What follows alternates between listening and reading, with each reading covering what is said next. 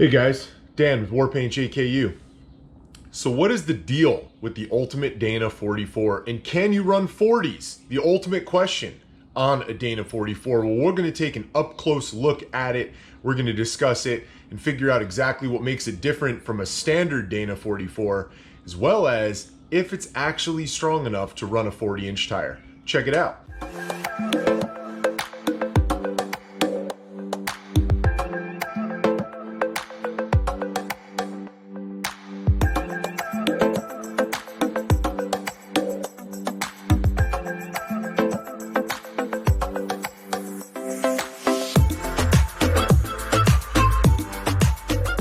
All right guys, so here we are in the Warpaint garage. You can see I got Warpaint behind me. Now, as you know, if you've seen my other videos, Warpaint has a Super Duty Dana 60 out of a junkyard underneath that rig. I obviously completely rebuilt it and I have 40-inch tires on it. Prior to that, I had a factory Dana 44 that had gussets and a truss and sleeves and chromoly ball joints and aftermarket axle shafts with bigger U-joints in them and all sorts of good stuff to be able to support the weight of a bigger tire. I also happen to have an Ultimate Dana 44 sitting here. Can it run 40s? The big question. Well, in order to figure that out, we're gonna have to take a closer look. So let's dive on into this axle.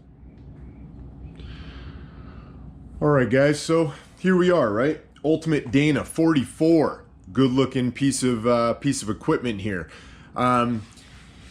The thing that makes this Ultimate Dana 44 a lot stronger than a regular Dana 44 is this shiny black paint, right? No, I'm just kidding. Obviously that does nothing for the strength of the axle, but one of the things that jumps right out at you, right? One of the most visible things is the diff cover. Now, without a doubt, okay, the Ultimate Dana 44, this is what should have come in Rubicons from the factory. I don't think anyone is going to ever argue that point, right? The Ultimate Dana 44 is the way that they should have built them, okay? So Jeep, if you're listening, in the future, all right, Ultimate Dana 44 quality in Jeeps, okay? That is absolutely the way it should have been done. Because to take a step back for a second, guys, if you know anything about the Dana 30 versus the Dana 44, there's really not much difference, right? And I kind of touched on it in my Dana 30, 44, Dana 60 axle comparison video. So I'm not going to go into a lot of detail about it here. However, the differences between a Dana 30 and a Dana 44, there's only a couple, right? The ring and pinion are a little bit bigger in a Dana 44 than they were in a Dana 30, and the axle shafts. They have 2 extra splines in a Dana 44 versus a JK Dana 30. Now, that doesn't make it that much stronger, but it does make it stronger, okay? If you were to run people run 35s on Dana 30s all the time. And there's always that outlier guy who bends a Dana 30 or a Dana 44 with factory tires, right? But there's also people that run pretty large tires on these axles and claim that they never have any issues. Well, to get down to it, I'm going to let you guys make your own decision about that. We're going to talk about some things and then even compare the Ultimate Dana 44 to a Dana 60 and specifically talk about some of the differences at the end of this video. But a Dana 30, okay, is not a weak axle, all right? And either is a Dana 44. It just comes down to what you're doing with your vehicle. If you like the gas pedal, all right, you got big tires, you're taking it off-road through mud pits or over big rocks, you want to run something like a 37 or a 38, you're probably going to break that Dana 30. Now, Dana 30s can be built to be very strong. You can make those housings, in fact, super strong, because like we just touched on a second ago, the only difference between the Dana 30 and the Dana 44 is the size of that ring and pinion and the size of the axle shafts. The housing is exactly the same. Of course, except for the center section, right? Because the ring and pinion is a little bit bigger, but the tubes are the same. The C's are the same. The ball joints are the same.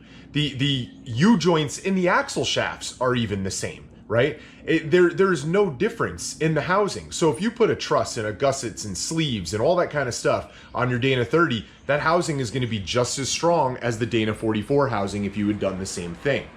But no matter how much money you throw at that axle, you still have an undersized ring and pinion. And depending upon how you wheel and depending upon the tire size you're going to run, you're going to break it. Now, The Ultimate Dana 44 is a lot stronger, okay? Let's start by talking about the axle tubes. All right, the axle tube on a standard Dana 44 is a 2.5-inch diameter axle tube, all right? Now, it is exactly the same as a 2.5-inch. It is still a 2.5-inch on the Ultimate Dana 44. The difference, other than this shiny black paint, becomes the wall thickness, how thick the tubing is as it's doing that 2.5-inch around. Now, on a factory Dana 44, it's 1/4 inch, okay? Which is not thick. When you're talking about an axle tube, 1/4 inch is not thick at all. But in the Ultimate Dana 44, it's actually going to be 5/16 thick. So it's quite a bit thicker. The C's, okay, what hold your knuckle on and your ball joints and that kind of thing on a factory axle are much thinner than this. They're thinner this way, and they're thinner on the sides on this way. So they're all forged steel, but these being thicker, no need for gussets, okay? Now, I believe you can add gussets to it if you wanted to, but there's really no reason to add gussets to this because it is much thicker. The ball joint that comes in it is new, made by Dana, but it is a standard ball joint. It's nothing crazy, okay? But being that these are thicker, being that your tubes are thicker, same diameter, but thicker, and being that your bracketry is thicker, it's obviously gonna be a much stronger axle. The other thing to think about when we're talking about a 1/4 inch thickness is the brackets, okay? The brackets on an Ultimate Dana 44 are 1/4 inch. So when you take a quick look at the thickness of this bracket right here, that is how thick your axle tube is on a factory Dana 44. So, and these are actually only 1/8 inch. They're half as thick on a factory axle. Okay, one other super cool, really important thing is the caster angle that you can get out of an Ultimate Dana 44, as well as a lot of the other aftermarket axles. Now again, this is going to be another plug for one of my other videos. I did a 2-part alignment video, and the second part was about the caster angle. A factory Jeep axle, all right, and this happens with any of the factory axles. So if you had a factory Dana 44 you wanted to swap in to replace your Dana 30, or if you're lucky enough to have a Rubicon, you're going to have this issue. Where over here with the pinion, okay, your pinion angle. Now, Jeep designed this axle to have a pinion that was set at basically 90 degrees from the ground. So they want that pinion parallel to the ground. Well, the problem when you lift a Jeep or any vehicle with a solid front axle is that pinion is going to lift as well because your drive shaft and everything pulls it up. Well, when you lift a vehicle and your pinion rolls forward, your C's roll forward, okay?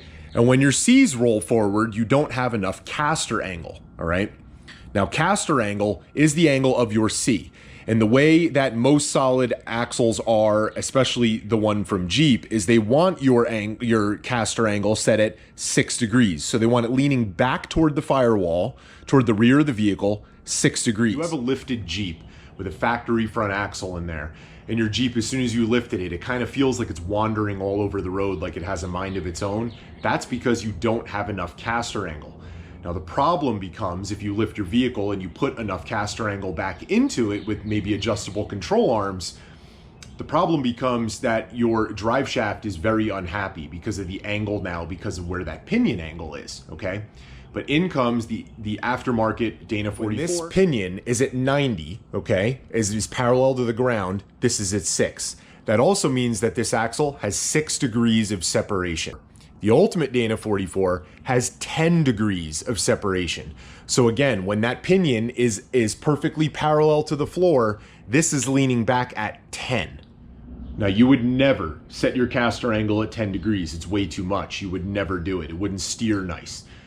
But when you lift your vehicle and you roll that pinion forward a little bit, it also is going to roll those C's forward and you'll have less than 10 degrees. So you're able to run the factory 6 degrees caster on a lifted Jeep, which is awesome.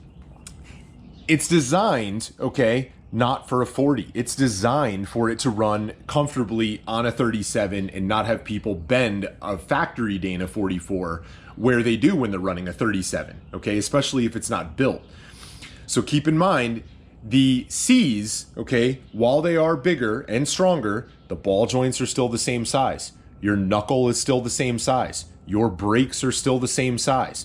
Your unit bearing that actually carries the weight of your wheel and turns your wheel, lets it spin, is still the same size as a Dana 30 and a Dana 44, okay? Now, people will run a 40 on this axle, but they're also gonna wear parts out much sooner, like ball joints, hub bearings, things like that, and they can still bend their axle tubes even as thick and as strong as these are in the Ultimate Dana 44. Now, as a comparison, let me show you my Dana 60 right in the back over here and why that would be the axle. So keep in mind, let's look at this C, okay? There's my index finger on this C. It's slightly wider than my index finger from the front. And here it is on this side, okay? It's, you know, maybe 3 times wider than my index finger on this side. So let's take a look at the Dana 60, okay? Way bigger of a C, all right? It's at least double wide. So it's super thick. And let me see if I can get you a decent camera angle up top here. It's at least 4 or 5 times the thickness of my index finger on top of that knuckle.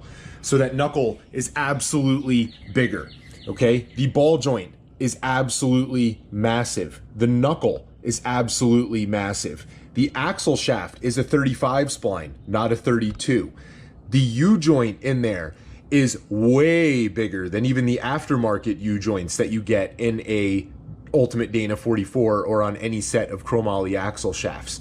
The hub bearing on it is actually an 8 lug instead of a 5 lug. It's way larger, okay? So when you're talking about running that kind of a tire on a C like this compared to the C that you just saw over there in the background, that is a big difference. So again, as we said before, this 2.5-inch axle tube diameter. The Dana 60, okay, 3 3/4 axle tube diameter, all right? Huge difference. The Ultimate Dana 44 axle tube thickness was 5/16. The factory Dana 44, 1/4 inch, pretty lame. The Dana 60 in the background there is 1/2 inch, all right? So even thicker than the 5/16. Much thicker, much bigger in diameter, and the diameter also gives it strength. The C's are bigger, the ball joints are bigger, the knuckles are bigger, the ring and pinion is bigger. Everything about it is bigger. All right, guys, so there you have it, right? So to answer that age-old question, can you run 40s? You can, all right?